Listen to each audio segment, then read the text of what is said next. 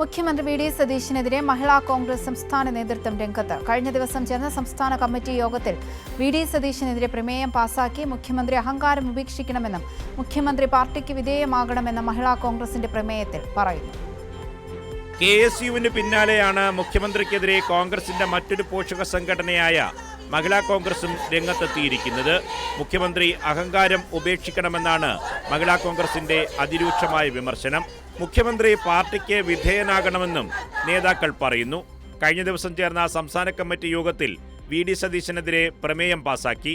മഹിളാ കോൺഗ്രസ് നേതൃത്വത്തെ മുഖ്യമന്ത്രി അപമാനിച്ചതായി പരാതിയും ഉയരുന്നുണ്ട്. മഹിളാ കോൺഗ്രസ് ജില്ലാ പ്രസിഡന്റ് ഗായത്രിയെ മുഖ്യമന്ത്രി അപമാനിച്ചെന്നാണ് പരാതി. ഐകകണ്ഠേനയാണ് മുഖ്യമന്ത്രിക്കെതിരെ മഹിളാ കോൺഗ്രസ് പ്രമേയം പാസാക്കിയത്. മുഖ്യമന്ത്രിക്കെതിരെ മഹിളാ കോൺഗ്രസിന്റെ കടുത്ത അമർഷം വ്യക്തമാക്കി കോൺഗ്രസ് ഹൈക്കമാൻഡിന് പ്രമേയം അയക്കാനാണ് തീരുമാനം.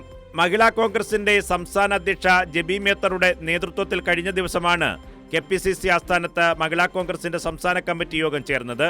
മഹിളാ കോൺഗ്രസ് തിരുവനന്തപുരം ജില്ലാ പ്രസിഡന്റ് ഗായത്രി ഒരു ആവശ്യവുമായി ബന്ധപ്പെട്ട് മുഖ്യമന്ത്രിയെ കാണാൻ പോയിരുന്നു. എന്നാൽ അവിടെ വെച്ച് പരസ്യമായി അപമാനിച്ചു എന്നാണ് പരാതിയിൽ പറയുന്നത്. ഈ സമീപനം ശരിയല്ല എന്നാണ് മഹിളാ കോൺഗ്രസിന്റെ നിലപാട്.